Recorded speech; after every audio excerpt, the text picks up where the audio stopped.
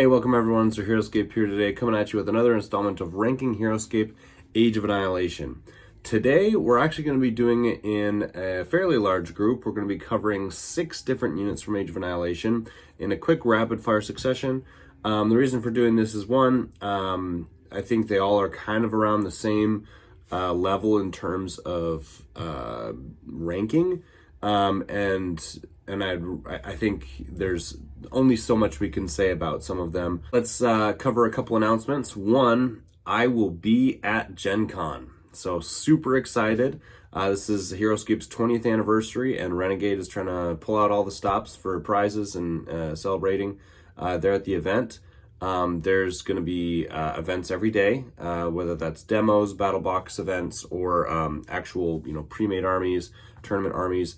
Renegade is running tournaments every day, prizes for each, and it's going to be exciting. It's going to be great to, see Heroscape back at Gen Con.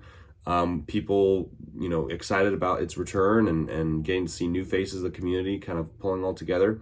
So I think it's going to be awesome. I'm going to do my best to get content while I'm there. I don't know if live streaming is going to be available.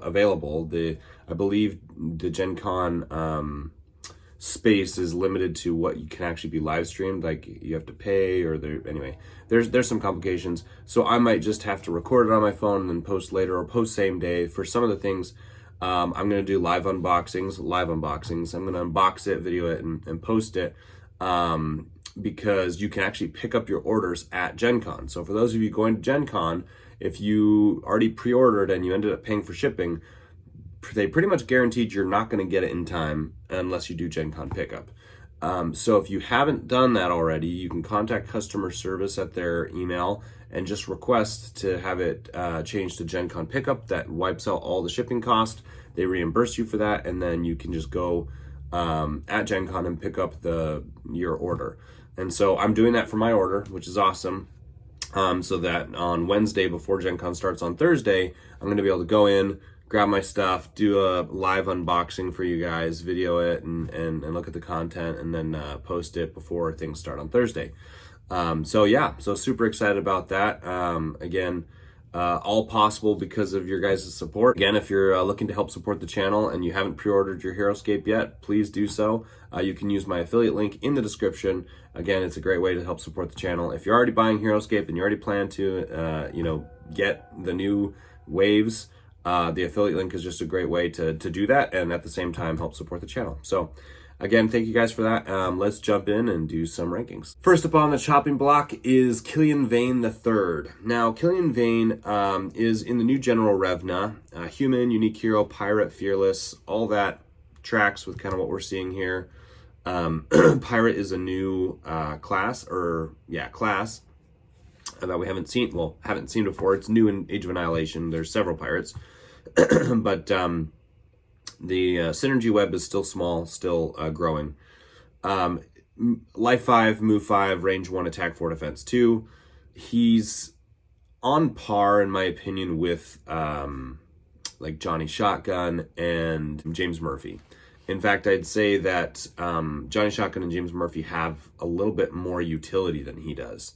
So right now I'm sticking him at a C. In fact, it might even be a little bit lower, C- potentially. Reason being is 5 life and 2 defense gets hosed. For 80 points, he's a bit much. Now, his base attack is pretty nice, base attack 4.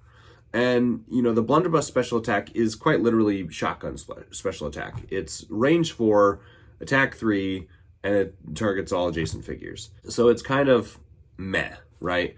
It obviously provides, some interesting decisions mid-game to try and force opponents into repositioning, spreading out. But with an attack of 3, it's kind of like, Johnny Shotgun and James Murphy, there's a reason they're not great, right? There's a reason they're more filler units, and they really only become relevant once in a while in some more odd formats. And one thing that they have over Killian is that their base range is 7, right? Like they get to shoot at you, even though their base attack is 2, they get to shoot at you from 7. So they can force kiting movements. they can still get height and get an attack of 3. And so they can force you to come to them, and then they can use their shotgun. James Murphy can lower your defense. You know, and Johnny Shotgun's a little bit cheaper just for a shotgun special attack. So I think their utility is way better than his. And Johnny Shotgun's 65 and James Murphy's 75. So obviously they're cheaper, but I think they're cheaper for more. I think at 80 points, you're basically paying for his base attack of 4, which, you know, he's melee, right? Like, he has to be next to you to use it. So it's kind of a, yeah, I'm not feeling it so much. Now, because he's a pirate, I think his utility and his future options are going to increase, because I think there's a very focused effort to make pirates a distinct faction that has a lot of synergy. So I think in time his synergies web will continue to grow, and his effectiveness will continue to grow. And so there might be a certain level of upcosting him at 80 points to account for some of that. But right now, yeah, I'm not feeling him too much. He's going to see very little playing time in normal formats. In more unique kind of formats where we try to get lower tier units being played, he'll find some playing time, but not in your normal formats. So C minus for now. Second on the chopping block, Miserix. Now, Miserix is our first Revna Kiri, undead Kiri, which is awesome. Actually, I think she is the first undead Kiri. Warrior Terrifying. You have life 4, move 6, which is nice. 3 attack, 3 defense. Miserix is, you have her at 4 life, 3 defense, which at 50 points is basically correct. All other powers aside, when you kind of start with that stat block, you expect to have a fairly cheap unit. I don't see her being very relevant at all unless we get a lot of synergy within Revna's faction and within the Kiri themselves, like more synergy because of Life Drain Spirit. It says when Miserix the Kiri warrior is destroyed, place this figure on an army card of a unique warrior hero that follows Revna. That hero now has life drain. The problem is we don't have any Revna warriors. So we quite literally have a unit that in the future will be relevant. So as Revna warriors get designed and released, then we will have some interesting gameplay options. But I just still think that similar to Finn and Thorgrim, she's going to be harder to make work, but in fact even worse, because Finn and Thorgrim, they bond with knights. They actually give bonuses while they're alive, and then when they die, they give bonuses. She's actually just giving a bonus when she dies, and it's a pretty cool bonus, don't get me wrong, but it's very simple to avoid, right? So for example, if someone's, say they make a really boss Revna warrior, it's like, oh, this is a really cool thing. If Miserix dies, you can give that warrior life drain. Well, it's like, okay, if you're the opponent, just don't kill Miserix. Which actually in a way forces the other guy to then just kill his own unit, kill Miserix, and then drop Miserix on the hero. But again, it feels bad to kill your own units. So it's a bit weird. I think it's interesting. I don't know that I like it yet, because I think there's going to be a really tough time making it relevant, even with future Revna warriors. So right now I'm sticking Miserix at a C minus as well. C minus feels appropriate just because right now, if you play her, she's going to be pretty irrelevant, pretty easy to kill. And again, even if we in the future add Revna warriors, I'm not sure you're going to be able to functionally get her killed fast enough or strategically quick enough to make it relevant.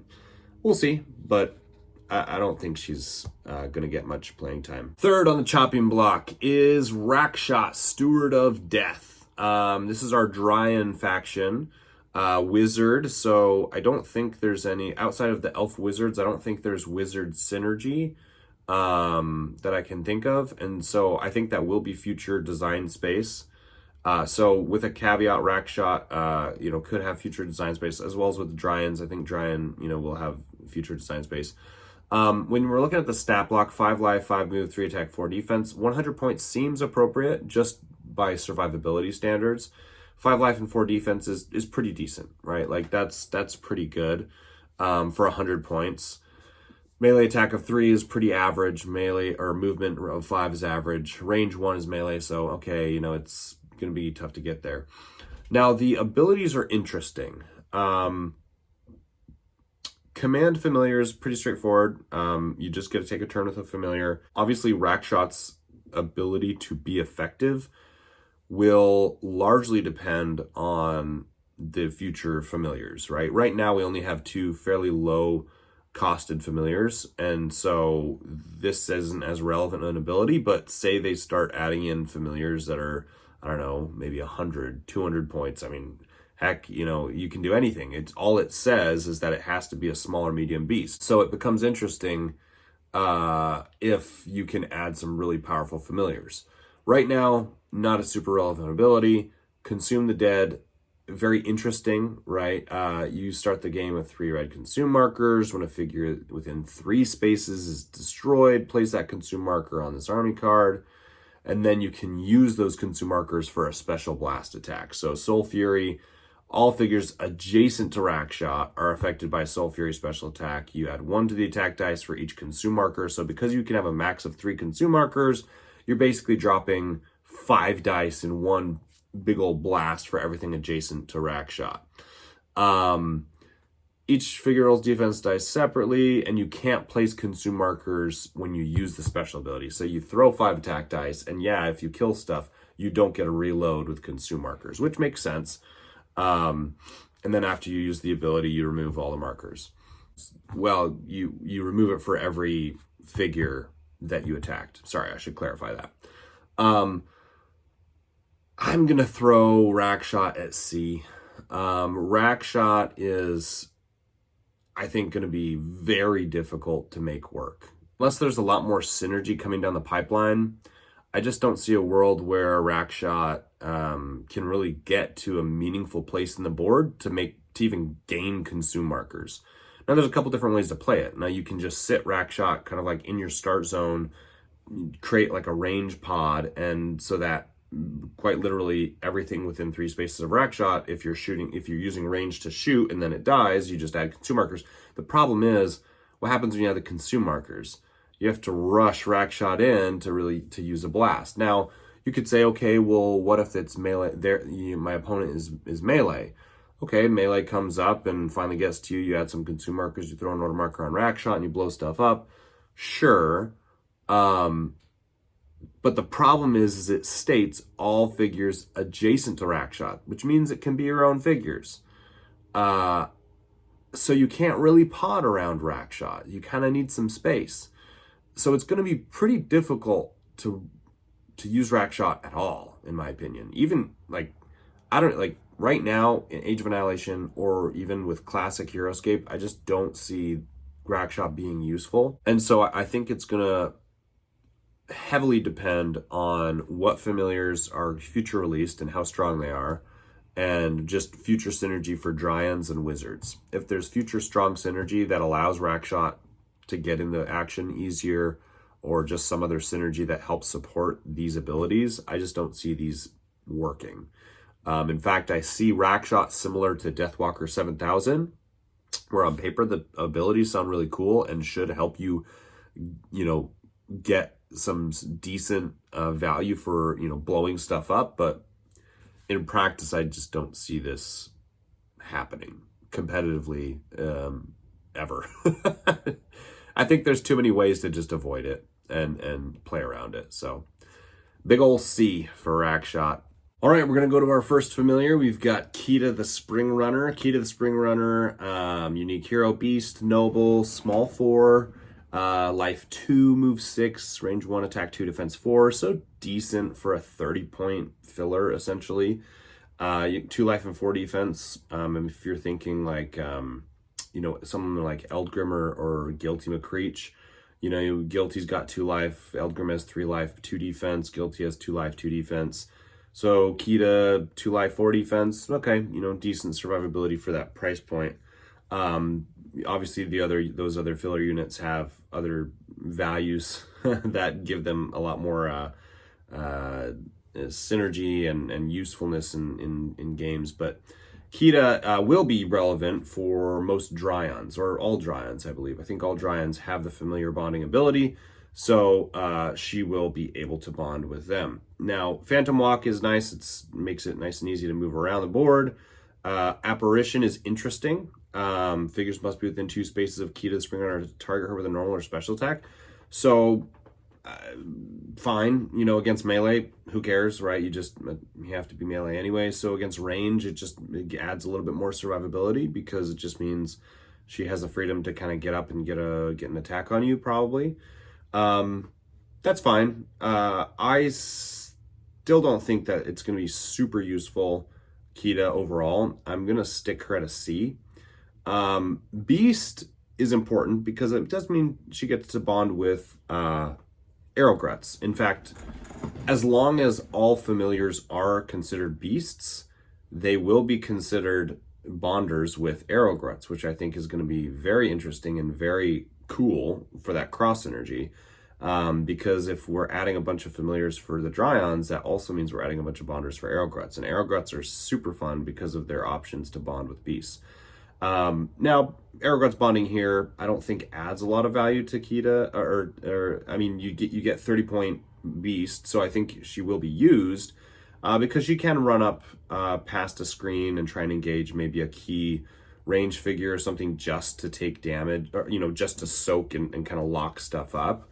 For 30 points, that's not horrible, but I just think there's going to be better options in that instance, so you're probably not worth spending the 30 points on Kita. But again, at the end of the day, like, she's a filler. She's 30 points. So, like, if you're building a Dryon army, you know, you'll throw her in, kind of like with Eldgrim. Sometimes you just throw him in because he can grab a glyph turn 1, or because eventually if he dies, you just throw his movement onto someone. So, like, there's still uses for her. Don't get me wrong, but, like, overall, you know, a C feels correct. Like, I don't think she's gonna outperform her own points. Overall, probably going to be pretty meh, in my opinion, right? This, you know, subject to change. All right, our second familiar on the chopping block is Onshu the Wilkeneye. Got a unique hero, Beast, Wild, and so we've got obviously the Beast bonding with Arrowgruts and familiar, or Dryons who have that familiar bonding. So again, can go with Rackshot. Or other Dryons. Life 3, move 6, attack 3, defense 3. Life 3, defense 3. Again, that survivability stat block feels pretty accurate for 50 points. The special abilities are pretty good. So obviously flying, which is great. So 6 move and flying, really solid. When you think of this stat block just against other 50-point heroes like Iskra or Sonya. Sonya's 45, Iskra's 50. They each have 3 life, 6 move, 3 defense. Obviously their abilities are a little bit different, but in terms of, you know, base stat blocks, like, this is pretty on point. So I like it. I think it's good. Flying allows you to get an attack of 4 with that melee attack if you're getting height usually. Movement 6 is really mobile, so that's awesome. But the best part is honestly that special attack. Sonic Blast special attack, range 4, attack 2, but you may attack 1 additional time with Sonic Blast special attack. This is actually extremely good. Now, if you're bonding with Dryons, it's kind of meh, but I think Onshu will be a staple bonder for Arrowgruts. Arrowgruts are already pretty good in my opinion if you play them correctly. They're difficult to play. They require a fair bit of user skill to make them work, but they're like, I think they're the only bonding range squad. I might have to double check that. There might be one more, but bonding is already strong. But then when you have bonding range, it's incredibly powerful. And they can already bond with really strong range. Arrowgruts can bond with Mimring, right? Which has range, and that makes Arrowgruts and Mimring a very powerful army, right? Because you can shoot from 8 spaces away, force your opponent to come to you. They have disengage, so they're highly mobile, can shoot and move. So now you're adding a 50-point bonder to the Arrowgruts, who also has range, who also gets to attack twice, and also it's a special attack. So special attacks are really good because they bypass a lot of defensive abilities. So say you're facing the Mesodemon Warmongers. Great to have a special attack, right? Say you're facing something with Counter-Strike. Great to have a special attack so you don't get Counter-Struck, right? There's a lot of units that have weaknesses to special attacks, and so having a special attack in your army is really useful. Now it's an attack of 2, so you can't expect it to do a ton of damage, but you get attacked twice. So you get 2 chances of trying to deal damage. And range 4 is pretty decent, right? You've got to be close, but not too close. And again, you're bonding with a ranged squad. So you're getting 2 attacks from Onshu and then 3 attacks from Arrowgrut. So 5 attacks total per turn is pretty dang good. And again, when you're looking at a 50-point unit, that's bonding, giving a special attack, and getting a double attack special attack, and with its mobility, I think Onshu is going to be a staple unit to go with Arrowgruts. I think it's there's just a lot of value there. Again, with other familiar Dryon wizards, I don't know that Onshu is super strong because it really depends on the wizard, right? How strong the wizard is. And if it's just one wizard and Onshu, taking turns, again, it's 2 turns, you maybe not so good. But specifically with Arrowgruts, a bonding common squad, I think Onshu is going to be great. So I'm sticking Onshu at a B-. Obviously, based off of the current stat block, 1 or 2 hits, Onshu can be dead, right? So I don't, and among other army builds, Onshu isn't relevant, right? So like you're not typically just going to throw Onshu in an army just to fill your last 50 points. Onshu is really only relevant with, familiar Dryon wizards, but probably not the amazing, probably not doing a ton of damage in that build. So I'm specifically saying in Arrowgrut army builds, Onshu's, I think, max ranking is going to be around a B-. I don't think Onshu is going to be as consistent to be at a B+ as like some really solid units that can just always consistently fill their points. But I think, a B- is really solid for a unit with this type of cross energy. So B- for Onshu. And the last one for today is going to be Aia Master of Tides. Now, Aia Master of Tides is another Dryon wizard. Fierce, medium 6, life 4, move 5, range 1, attack 3, defense 4. So again, looking at the stat block, life 4, defense 4, pretty solid. So for 115 points, I'd say just based off the stat block, that feels right. It doesn't feel like you're going to be losing too much in terms of points. If she were to go down, 4 life 4 defense is just pretty solid overall. Command familiar, we've seen it before, right? So right now, it's either Kita or Onshu that she gets to take a turn with. Not super relevant with the current bonders. Twister, special attack, Aegis of the River, and Create Water are all kind of the same in that they all kind of work together. They synergize. So Create Water acts almost exactly, well, not exactly, very, very similar to Mika Kunur from the D&D sets, in that Iwashia gets to create water anywhere she wants. Now, that's actually pretty significant, because it's different than Mika's, in that you get 3 water tiles, and you may place it on any space that Iwashia is on, or within one space. It also doesn't specify if the space has to be empty, which is very significant because an empty space means no glyph, no figure. So you can run up and drop a water on an enemy's position. Not that that becomes relevant, but maybe it's already next to water, so it forces them to have to move through water or something like that. Or you put it on your own unit, like the microcore agents. Microcore agents get buffs in water, so if you can get water onto a height spot and use microcore agents, there's some interesting things you can do there. Water is also a natural blocker, so if you can find a choke point that throws some water on, it becomes kind of interesting, right? Because it's changing the way the terrain and the map is set up. So interesting. But again, right now, kind of a solo unit, right? We don't have a lot of synergies to, make her super good. So let's read the other abilities. Aegis of the Water is pretty cool because obviously it makes sense. You don't stop moving in water, and you add defense if she's on a water space. So she can basically boost her own defense by creating her own water on her own space, like in the start zone or on height somewhere. So that defense goes to 5, which is nice. So I think super solid there. Twister's special attack is actually pretty decent. Your range is 6, which is solid range, and attack of 4. Base attack of 4 is always going to be quite good on any special attack. She can use it when she's within one space, so not on it, but within one space of a water tile. And you can choose 2 spaces in a straight line from the targeted figure, and all those figures are affected. So it does force your opponent to kind of spread out a little bit. And it is nice because she doesn't have to be on the water. Water on a lot of maps tend to be on low ground. And so because she can create her own water, you can choose your spaces where you want. And you can basically create your own, twister location that you can attack from. And so that's really cool because that does allow her to be relevant on any map. She can create her own water and basically create her own places where she can increase her defense and attack from. So I think Iwashia is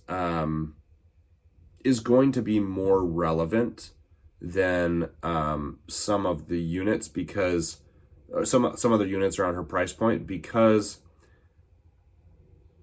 her own abilities allow her to be playable on any map, right? Mika was limited because the shadow, she only got 2, and her abilities made it really difficult to use because it required melee attack, and your opponent could just never be next to the 2 shadow spaces that she created, right? So this is Iwashia's abilities are what Mika's like should have been, right? Or not necessarily should have been, but like an improvement upon, right? Creating your own like terrain tile, and having abilities around that terrain tile. This is very effectively done and designed. And so I like that. So with Iwashia, I think a good standard B is where she's going to sit for me right now.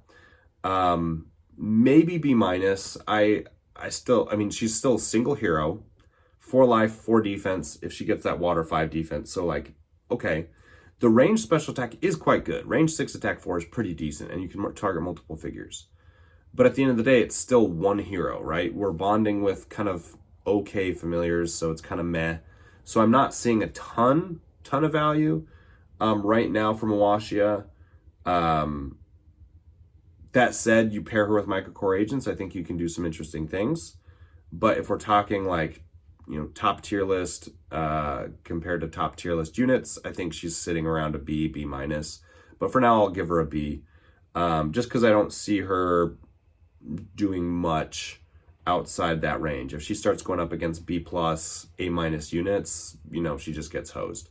So I think overall decent unit, and I think again we'll change our ranking. I think all of these rankings are subject to change based off of future releases, right? I mean, just like normal Heroscape released Rise the Valkyrie, Raylan was cool, but we didn't know she'd become S tier, right? Until we started adding every unit in the game and realizing, wow, she makes every unit better, right? Same thing with like Marl Warriors. You didn't expect them to hold an S tier ranking when they were first released. So I think as time goes on, all of these units may have future designs that increase their value, increase their playability, and adjust that overall ranking. So for now, though, most of these are sitting around that C minus to B range. Again, Iwashia and Onshu, I think, are probably the best in this grouping here in terms of how they're going to be used.